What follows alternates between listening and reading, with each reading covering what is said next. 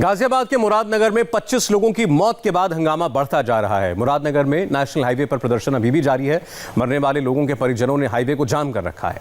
हंगामा कर रहे लोगों ने दिल्ली मेरठ नेशनल हाईवे 58 को लोगों के मृतकों के शव रखकर जाम लगा रखा है। ये चक्का जाम मुरादनगर में शमशान घाट के पास उखलासी इलाके में चल रहा है। इससे पहले प्रदर्शन कर रहे लोगों ने मुरादनगर थाने के पास चक्का जाम कर रखा था, लेकिन उनको समझाकर वहां से हटा दिया गया। थोड़ी देर बाद मृतकों के परिजनों के कुछ और लोगों ने शमशान घाट के पास के इलाकों में जाम लगा दिया और अब ये खबर आ रही है कि परिजनों और प्रशासन के बीच सहमति बन गई है। मृतकों के परिवारों को 10 लाख का मुआवजा दिया जाएगा। साथ ही घायलों को ठीक होने के बाद सरकारी नौकरी देने का प्रशासन ने आश्वासन दिया है। वहीं इस हादसे में अब तक 3 लोगों को गिरफ्तार भी किया जा चुका है। नगर पालिका परिषद की ईओ निहारिका सिंह, जेई चंद्रपाल और सुपरवाइजर को पुलिस ने गिरफ्तार कर लिया। ठेकेदार अजय त्यागी अभी तक पुलिस की गिरफ्त से फरार है।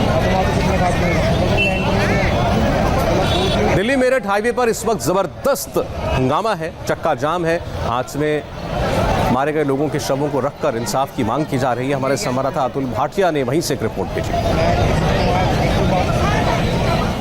दिल्ली मेरठ हाईवे पर लोग शवों को रखकर यहाँ पर प्रोटेस्ट कर रहे हैं और आप देख सकते हैं कि ये जो शव है ये प्रमोद का है।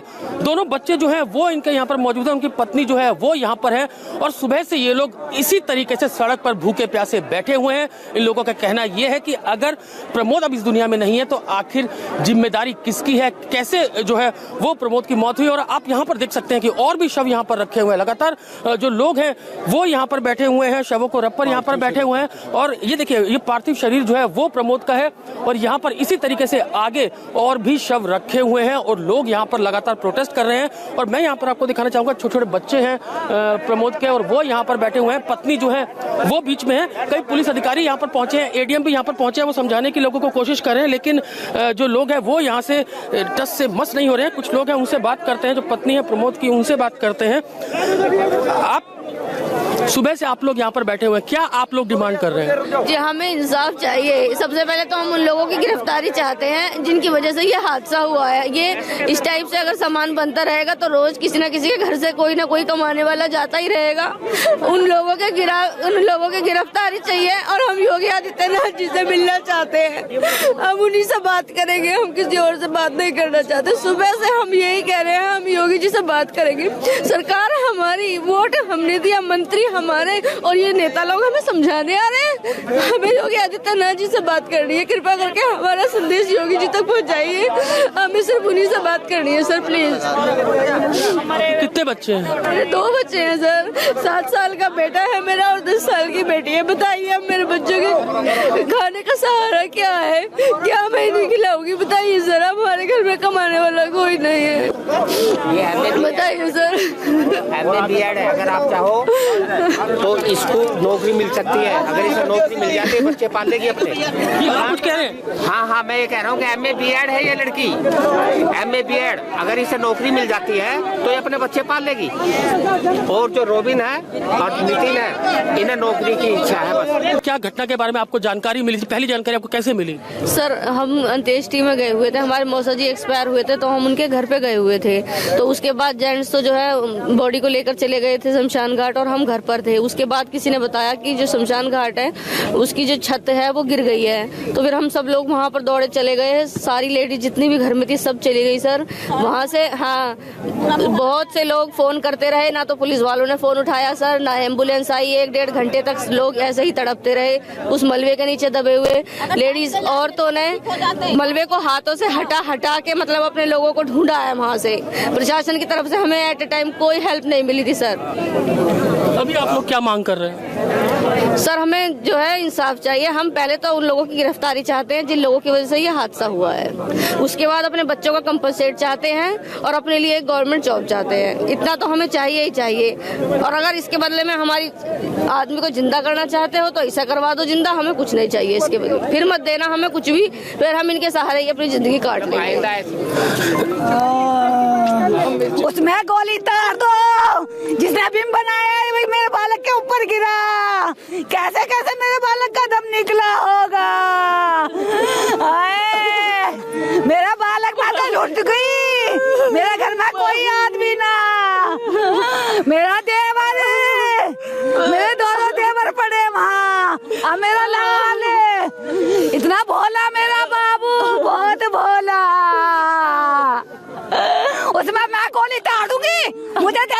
राइफल लाके मैं मार दूंगी और मर जाऊंगी उसमें। जिसने मेरे बाबू के लिए ऐसा बिम बनाया वो ऐसा था, उसे गोली से मार दूंगी।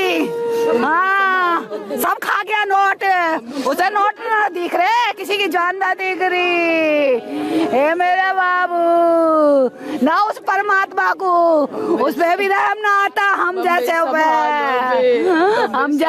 रहम ना आता। कैसे संभालू बेटा मैं तो बिल्कुल ही लुट गई, मैं तो बिल्कुल बर्बाद हो गई। तेरे पापा भी ना और चाचा भी ना, कौन करेगा? मेरा बाबू अभी तो नई नई नौकरी लगी, कल ही तो ज्वाइन करता। सारे जूते नए के नए रखे, कपड़े नए के नए रखे ला ला के।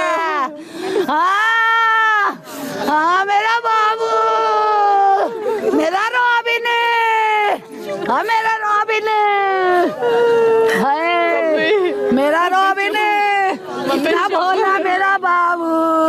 मेरे तो कुछ नहीं बचा, बेटा भी गया, पोता भी गया। मेरा पोता चाहिए, 2 बेटे दोनों गए, पोता गया, कुछ नहीं बचा मेरे तो,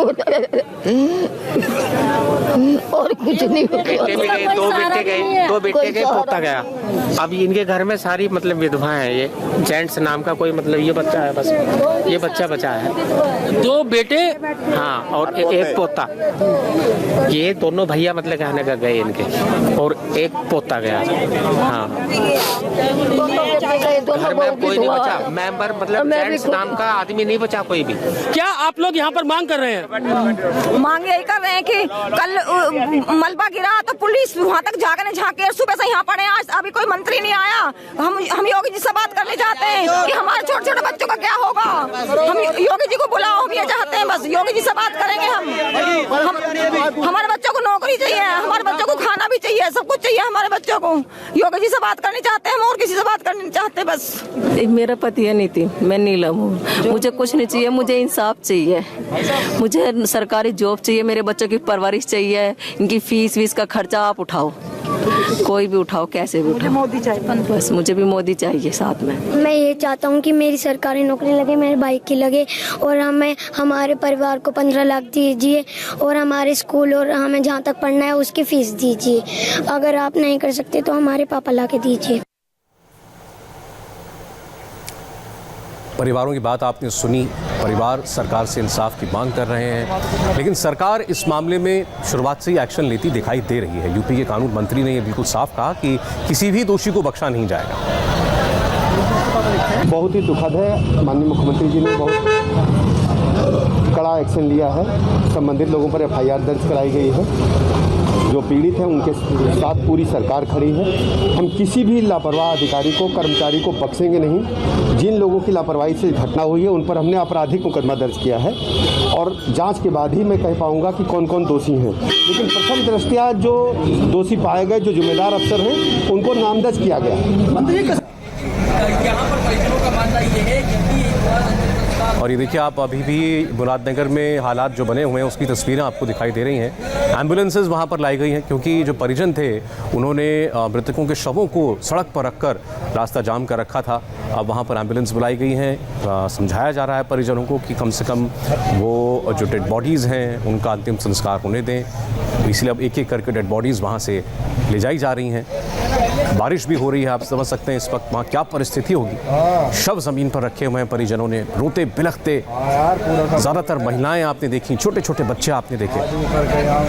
प्रशासन उनकी मांगे जहाँ तक प्रशासन के बस में है मानने की बात भी कह रहा है। सख्त कार्रवाई, जो लोग जिम्मेदार अभी तक साबित हो रहे हैं उनके खिलाफ ली भी जा रही है। लेकिन उन जो परिजन है उनकी बात समझ में आती है कि उनका क्या, एक तो उनके ऊपर इतना बड़ा दुख टूटा है, उसके बाद अब उनको अपने छोटे बच्चों की, घर की औरतों की सलामती की, परवरिश की चिंता है, भविष्य की चिंता है। ज़्यादातर लोगों ने एक ही मांग की कि हम सीधे मुख्यमंत्री योगी आदित्यनाथ से बात करना चाहते हैं, उन तक उनकी मांगे पहुंचाई जाएं। आपने देखा एक एक परिवार के कई सदस्य खत्म हो गए इस हादसे में। अतुल भाटिया इस वक्त हमारे साथ हैं, जो जिनकी रिपोर्ट अभी आप देख रहे थे। अतुल, अगर इस वक्त की परिस्थिति आप समझाएं, सबसे पहले वहां क्या हो रहा है? देखिए सौरभ, इस समय की मैं परिस्थिति आपको यहाँ पर बता दूं, जो बॉडीज थी आप देख सकते हैं वो यहाँ से लेकर जाया जा चुका है। 3 बॉडीज जो है वो इस हाईवे के ऊपर रखी हुई थी। आप देख सकते हैं तीसरी बॉडी सामने जो है वो अभी एम्बुलेंस के अंदर रखी जा रही है। तो जिस तरीके से जो प्रशासन और लगातार जो ये लोग थे, इनकी जो मृतक परिवार के लोग थे, उनकी लगातार बातचीत हो रही थी, उसमें नतीजा निकलकर सामने ये आया है, जो सहमति बनी है कि 10 लाख रुपए जो है मृतक के परिवारों को दिया जाएगा। बच्चों की पढ़ाई लिखाई जो है वो फ्री की जाएगी। जो घायल हैं उनको ठीक होने के बाद उनको योग्यता अनुसार नौकरी दी जाएगी। और जो लोग किराए के मकान में रह रहे हैं उनको जो है काशीराम योजना के तहत आवास दिए जाएंगे। तो ये सहमति यहाँ पर बने। और अभी देखते हैं परिवार जो है उनका रो रो के यहाँ पर बुरा हाल है।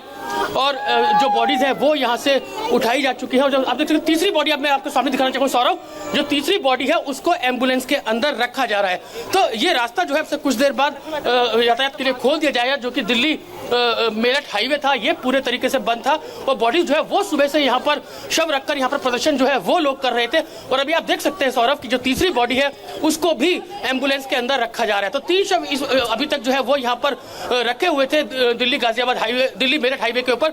और वहां से अब इन तीनों बॉडीज को जब प्रशासन से सहमति बनी है, लिखित में जो है वो जो प्रशासन है उसने लिख के दिया है, सारी मांगे जो है वो मानी गई हैं। उसके बाद अब बॉडीज को यहाँ से हटा लिया गया है, इनके लेकर जाया जा रहा है। तो अब अंतिम संस्कार की जो प्रक्रिया है वो अब से कुछ देर बाद शुरू होगी सौरभ। लेकिन फिलहाल राहत की बात यह है कि जो प्रशासन है और जो मृतक के परिवार, मृतकों के जो परिवार थे उनके भी सहमति बन गई है। जो बॉडीज हैं उनको यहाँ से उठा लिया गया है और अब से कुछ देर बाद यहाँ पर यातायात के लिए जो ट्रैफिक है वो पूरी तरह से खोल दिया जाएगा। जी सर, हमने आपकी बातचीत अतुल अभी देखी उन महिलाओं के साथ, बच्चों के साथ जिनके अपने चले गए इस हादसे में। उनका दुख तो कोई नहीं दूर कर सकता, लेकिन जो भी कुछ उनकी मांगे थी वो मांगे जाने के बाद कुछ संतोष हुआ है इन लोगों को, कुछ आसरा हुआ है? बिल्कुल, देखिए सौरभ, जिस तरीके से लोगों से हमारी बात हो रही थी, छोटे छोटे बच्चे थे, जो महिला थी वो काफी पढ़ी लिखी थी, उसका कहना था कि अब उसके परिवार में कमाने वाला कोई नहीं है, इन बच्चों को आखिर कौन पालेगा। और अगर वो जॉब नहीं करती है तो आखिर इनका जो गुजर बसर है वो कैसे चलेगा। तमाम मांगे थी जिसको चलते जो है वो जो लोग हैं, जो मृतक परिवार के लोग थे, वो यहाँ सड़कों पर बैठ गए थे। और अब जब प्रशासन से बात बनी है, लगातार जो डिमांड है वो रख रहे थे, बात कई बार बिगड़ी कई बार बनी, लेकिन अब जो सहमति है वो बन चुकी है। 10 लाख का मुआवजा जो है वो मृतकों को दिया जाएगा। काशीराम योजना के तहत, आवास योजना जो है तहत जो है वो मकान दिए जाएंगे, जो किराए के मकान जिनके पास है, बच्चों की निःशुल्क पढ़ाई होगी। ये तमाम चीजें जिसके आश्वासन के बाद, हालांकि इसमें भी काफी विरोध लगातार हो रहा था, लेकिन बाद में सहमति बनी। बारिश यहाँ पर अब मुरादनगर में शुरू हो चुकी थी, तो अब तीनों बॉडीज को यहाँ से सौरभ लेकर जाया जा चुका है। अंतिम संस्कार की प्रक्रिया जब कुछ देर बाद शुरू हो जाएगी। कहीं ना कहीं परिवार जो है वो लगातार ये बात कर रहे थे कि उनके मुख्यमंत्री आदित्यनाथ योगी से बात कराई जाए, क्योंकि वो उनके नेता है। लेकिन तमाम चीजें हुई, तमाम दिक्कतें हुई, प्रशासन ने यहाँ पर काफी बात करने की कोशिश की, लेकिन आखिरकार बात बनी है। और अब यहाँ से तीनों बॉडीज को जो उठाकर ले जाया जा चुका है और फिलहाल अब कुछ देर बाद उनकी जो अंतिम संस्कार की प्रक्रिया जो है वो शुरू कर दी जाएगी। कुछ लोग आपके पीछे खड़े हैं, अगर आप इनसे बात कर सकें, पूछ सकें कि क्या ये संतुष्ट हैं जो भी कुछ प्रशासन की तरफ से बात कही गई है, इन्हें आश्वासन दिया गया उससे? देखिए, जो यहाँ से बॉडीज जा चुकी हैं, जो प्रशासन ने जो भरोसा दिलाया है, आप लोग सहमत है उससे, संतुष्ट है उससे? जी जी, सहमत तो नहीं है, लेकिन माननी तो पड़ेगी साहब। प्रशासन के सामने क्या होगा, प्रशासन के सामने किसी की चली है अभी तक जो चली है, प्रशासन ने दबाव में करा है, हम सहमत नहीं हैं। सुनिए, आप मृतक फैमिली से? मैं परिवार से ही हूँ। अभी मेरठ में भी बॉडियां वो जो है पेशेंट पड़े हैं, अभी आस्था नर्सिंग होम में है, सुबारती में है, कई जगह। अब ये कोई तरीका थोड़ी ना है, आप सुबह से यहाँ ड्रामा कर रहे हैं। चेयरमैन कहाँ है हरामजादा वो? तो आप शब्दों का थोड़ा आप वो देखिए, लेकिन लाइव टीवी पे नहीं बोल सकते, आप लाइव टीवी पे नहीं बोल सकते। तो देखिए, गुस्सा आप लोगों का यहाँ पे सौरभ देख सकते हैं। चेयरमैन कहाँ है, ये लोगों की जो है वो लगातार पूछ रहे थे। ठेकेदार कहाँ है, ये तमाम लोगों की बातें हैं। लेकिन अभी जो मेन बात है कि जो मृतक परिवार थे वो कहीं ना कहीं सेटिस्फाई होकर, संतुष्ट होकर यहाँ से जा चुके हैं। बॉडीज जो है वो यहाँ से उठ चुकी है और अब से कुछ देर बाद यहाँ के लिए रास्ता खोल दिया जाएगा। पूरा जो एक्सप्रेस हाईवे है इसको, जो दिल्ली और मेरठ का जो हाईवे, इसको पूरे तरीके से खोल दिया जाएगा। तो अभी यहाँ से बॉडीज जा चुकी है सौरभ। एम्बुलेंस आप यहाँ भी देख सकते हैं, 2 एम्बुलेंस मेरे पीछे भी यहाँ पर लगी हुई हैं और अभी वहाँ पे भी कुछ पुलिसकर्मी जो है वो वहाँ पर खड़े हुए हैं। तो अभी पूरी कोशिश पुलिस और प्रशासन की यही कि जल्द से जल्द जो लोग हैं उनको समझा बुझा के घर भेजा जाए। फैमिलीज जो है वो घर जा चुकी है, छोटे छोटे बच्चे थे परिवार के, वो बारिश में भीग रहे थे, तुरंत त्रिपाल जो है वो यहाँ पर मंगाई गई, छतरियां यहाँ पर प्रशासन की तरफ से मंगाई गई गई और उसके बाद अब बच्चों को, महिलाओं को जो है वो घर पे भेजा गया है और अब प्रशासन की कोशिश यही है सौरभ कि जल्द से जल्द इस पूरे हाईवे को खोल दिया जाए। अच्छी बात है कि ये संवेदनशीलता के साथ मामले को हैंडल किया गया। परिवारों की जो मदद हो सके प्रशासन को करनी चाहिए। हम ऐसी उम्मीद करते हैं कि जो वादे किए गए हैं वो जल्द से जल्द पूरे किए जाएंगे। फिलहाल आगे बढ़ेंगे। बंगाल से टीएमसी और बीजेपी के बीच एक और क्लैश की बड़ी खबर है। इस पर पूरी डिटेल बस एक ब्रेक के बाद।